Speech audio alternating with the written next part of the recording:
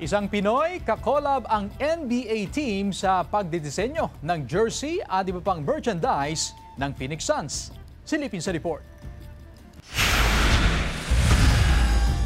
Bahagi ng selebrasyon ng iba't ibang kultura sa NBA, ang taunang Filipino Heritage Night na ginaganap sa iba't ibang US states.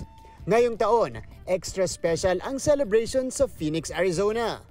Bawat ticket buyer kasi may matatanggap na Filipino-inspired jersey at ang nagdisenyo, isang Pinoy rin.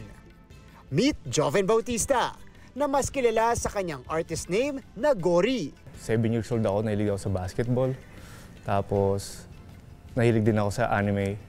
Yung Slam Dunk na anime, tungkol sa basketball siya. Actually, yung pangalan kong Gory, dun siya galing. Nang lumipat sa US noong 2017, sinikap pa rin ni Joven na ipagpatuloy ang kanyang karera sa sining. Dahil sa kanyang street art na may signature na gorilla design, napansin ng Phoenix Suns ang kanyang mga obra. Kakulab ang NBA team.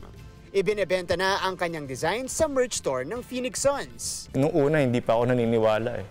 Kasi sa Instagram na lang ako minessage nung mismong parang manager nila, ganun. Kala ko scam pa eh.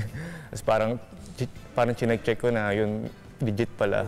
Ang sumunod niyang project, isang Filipino-themed Phoenix Suns jersey na pinag-iisipan at siniksik ng mga detalyeng pasok sa Filipino culture.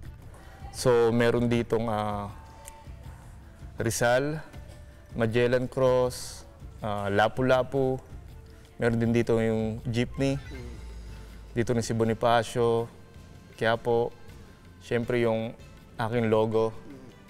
Tapos yung Phoenix Suns logo. Sultan Kudarat. Sa kabilang side naman, meron ditong yung motor. Tapos parang umulit lang din yung sa kabilang side. Tapos, syempre nilagay ko din dito yung Philippine map. Tapos, instead na 3 stars and a sun, nilagay ko 3 stars and the suns.